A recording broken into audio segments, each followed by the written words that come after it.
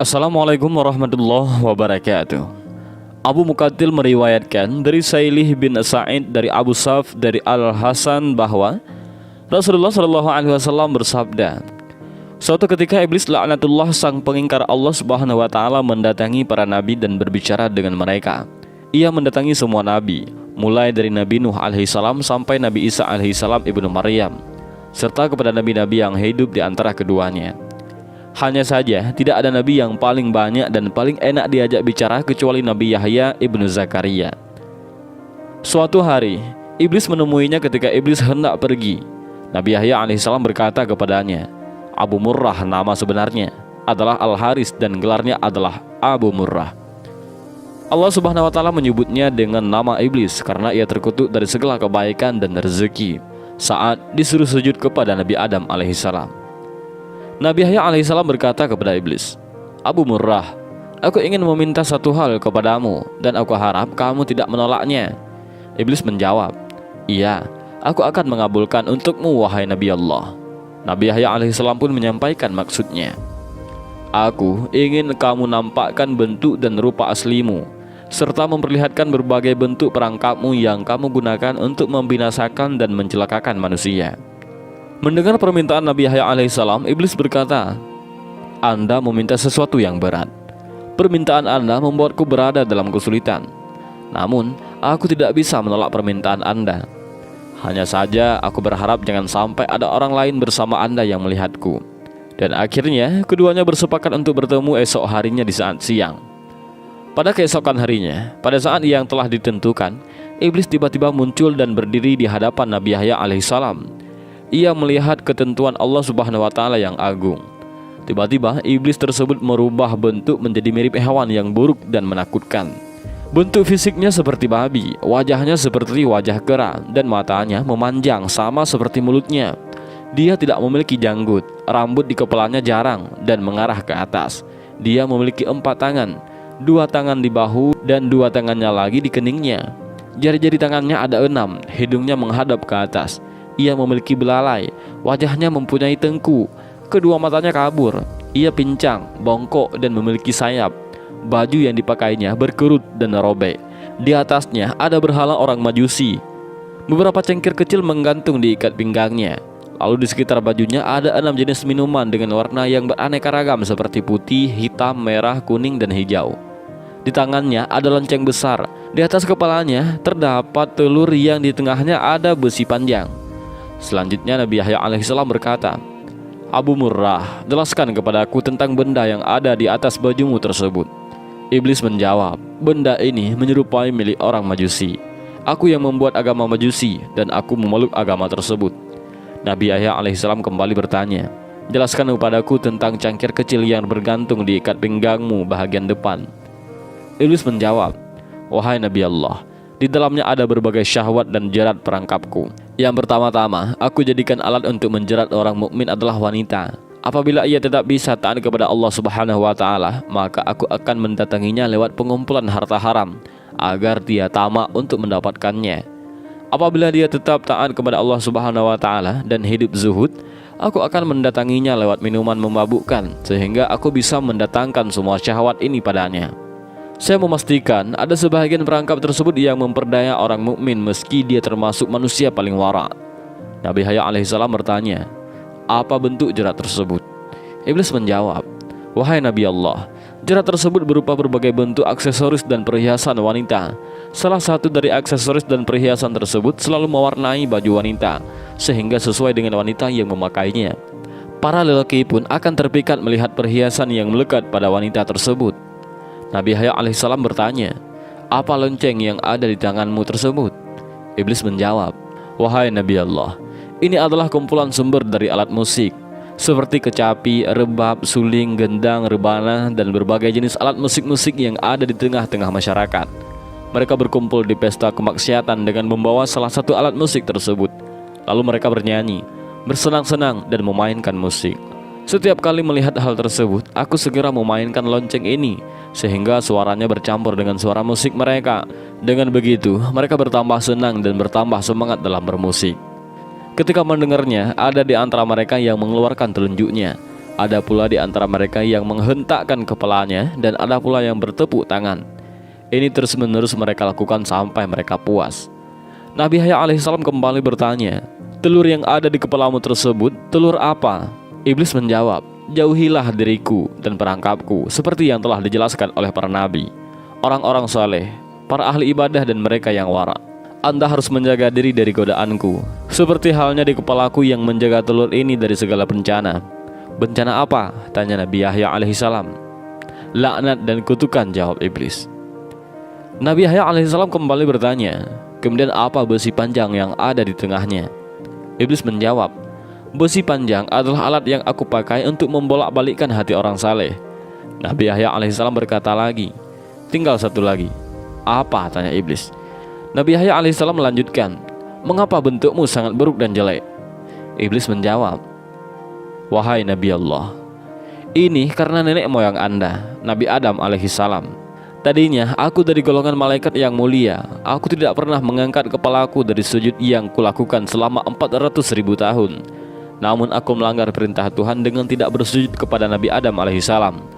Allah subhanahu wa ta'ala pun murka kepada aku dan melaknatku. Aku pun berubah dari bentuk malaikat kepada bentuk setan. Padahal tadinya di antara malaikat tidak ada yang rupanya lebih bagus dariku.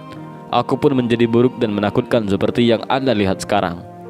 Nabi Yahya alaihissalam melanjutkan pertanyaannya, "Apakah kamu pernah memperlihatkan dirimu dan perangkapmu ini kepada orang lain?" Iblis menjawab, "Tidak pernah. Demi Tuhan, semua ini tidak pernah dilihat oleh manusia.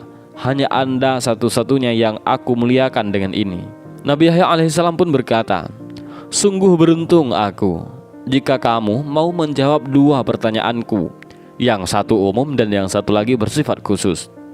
Dan iblis berkata, "Tanyakanlah wahai Nabi Allah."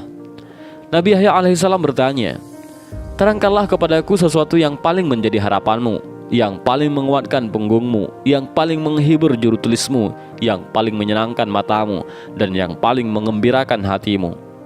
Dan iblis pun menjawab, "Wahai Nabi Allah, aku khawatir Anda menceritakan hal ini kepada orang lain, sehingga mereka akan menjaga diri dari hal tersebut. Dengan begitu, semua tipu muslihatku akan gagal." Nabi Yahya alaihissalam berkata, "Dalam kitab suci Allah subhanahu wa ta'ala telah menceritakan kondisimu berikut tipu muslihatmu kepada para nabi dan walinya. Mereka pun telah menjaga diri dengan cara mereka. Sementara orang-orang yang sesat, kamu pasti lebih bisa menguasai mereka. Kamu dapat mempermainkan mereka seperti tongkat yang dipukulkan kepada bola. Ketenanganmu kepada mereka tidak lebih diperhatikan dan dicamkan daripada ucapan Allah subhanahu wa ta'ala." Dan iblis kemudian menjelaskan, "Wahai Nabi Allah, hal yang paling aku harapkan dan yang paling menyenangkan adalah wanita. Ia merupakan jerat, perangkap dan anak panah yang selalu tepat mengenai sasaran. Aku selalu berhasil dengan mereka. Aku berhasil menjatuhkan wanita dalam kebinasaan. Ketika menggoda para ahli ibadah dan ulama, mereka bisa mengalahkanku. Lalu aku kirimkan pasukan untuk menyerang mereka. Tapi pasukan tersebut pun kalah. Pada saat demikian, aku ingat dengan wanita, sehingga diriku menjadi tenang, amarahku menjadi reda, emosiku lenyap. Jiwaku menjadi tenang dan kekuatanku menjadi bertambah. Seandainya wanita tersebut bukan dari keturunan Nabi Adam alaihissalam, pasti aku akan bersujud kepada mereka. Mereka adalah maduku, iman mereka ada padaku. Setiap mereka memiliki kebutuhan, maka aku berusaha membantu mereka untuk memenuhi kebutuhannya. Pasalnya, mereka adalah harapanku, sandaranku, gantunganku, orang kepercayaanku, dan pembantuku." Kemudian Nabi Yahya alaihissalam bertanya, "Apa manfaat yang kamu dapatkan dengan menyesatkan manusia? Dengan apa kamu menguasai manusia?" Dan iblis menjawab, "Allah subhanahu wa ta'ala menciptakan kesenangan dan kesedihan. Allah juga menciptakan yang halal dan yang haram. Dia memberikan pilihan antara keduanya kepada aku saat Nabi Adam alaihissalam diciptakan. Aku memilih syahwat dan kesenangan. Aku juga memilih yang haram, yang keji dan yang mungkar. Sehingga semua itu yang menjadi kecenderungan dan selera aku. Allah subhanahu wa ta'ala juga memberikan pilihan kepada Nabi Adam alaihissalam. Namun Nabi Adam alaihissalam memilih kesedihan, ibadah, dan yang halal. Sehingga semua itu menjadi tuntunan dan harapannya. Semua hal tersebut menjadi harta dan dagangannya. Sementara yang sebaliknya telah menjadi harta daganganku. Kebutuhan dan keinginan seseorang merupakan nyawa kehidupannya. Jika kehidupannya hilang, orang itu pun akan binasa. Betapa banyak makhluk Allah yang ketika kebutuhan, keinginan dan tekadnya hilang, ia segera mati dan binasa. Demikian pula dengan hal ini. Aku telah memilihinya sehingga menjadi syahwat, hawa nafsu dan hidupku. Ketika hal tersebut hilang dariku, maka aku akan binasa. Namun ketika aku berhasil mengalahkannya, aku akan senang dan tetap eksis. Seandainya syahwat, hawa nafsu dan hidupku ada pada orang lain, berarti ia telah mengambilnya dariku. Aku pasti akan berusaha sekuat tenaga untuk mengalahkannya agar ia tetap menjadi penopang hidupku. Dalam hal ini, manusia telah merampas hidupku yang berupa syahwat dan hawa nafsu. Ia menyimpan dan menyembunyikannya. Ia telah bersiap-siap memerangiku. Oleh karenanya, tidak ada jalan lain bagi si pemilik asli untuk mendapatkan haknya kecuali dengan berperang dan mengalahkan manusia yang zalim tersebut. Dan itulah kondisiku, dan demikianlah aku senang ketika aku bisa mengalahkannya. Nabi Yahya alaihissalam kembali bertanya, apa bentuk kezaliman manusia sehingga kamu mengatakan zalim?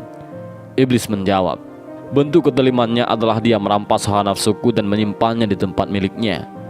Kalaulah bukan karena kezalimannya tersebut, aku tidak akan berusaha memeranginya dan mengambil barang halal darinya, sebagaimana ia telah mengambil hawa nafsu dan barang haram milikku. Nabi Yahya alaihissalam bertanya lagi, bukankah tidak masuk akal kalau kamu ingin mengambil kembali hawa nafsumu padahal kamu gembira? Kalau dia mempergunakannya, dia akan bersedih. Namun kalau dia tidak mempergunakan hawa nafsumu dalam segala urusanmu?